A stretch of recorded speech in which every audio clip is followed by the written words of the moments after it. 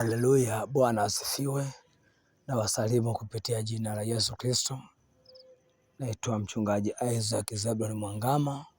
Tunawakaribisha sana katika kongamano la maombi, kongamano ambalo linahusu kufungua malango yaliyofungwa juu yako, kufungua malango yaliyofungwa juu yako.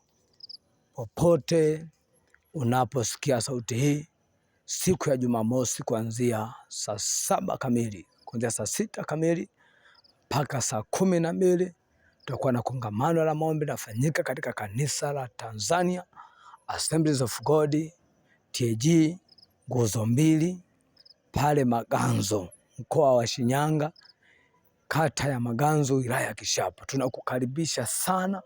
Ni kongamano kubwa la maombi na kufungua malango yaliyofungwa katika maisha yako.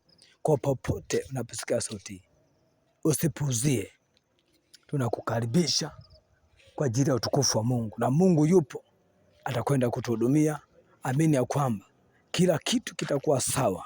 Haijalishi kimefungwa miaka mingapi, kila kitu kitakuwa sawa. Mungu ni mwaminifu. Nami ninakutakia usiku mwema katika jina la Yesu. Baba, namfunika mtumishi wako huyu ambaye Bwana atakayesikiza ujumbe huu.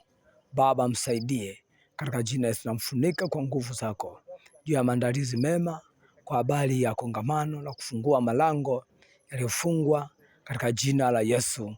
Amina. Na kongamano hili tutakuwa tumefunga masaa 12. Baada ya hapo jioni tutashiriki uji kwa wakati mmoja, tutafungua kwa ajili ya utukufu wa Mungu. Panga kuhudhuria, alika ndugu na jamaa na marafiki yote ambaye ana shida mbalimbali.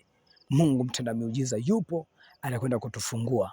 Mungu wa mbinguni akubariki sana. Amina.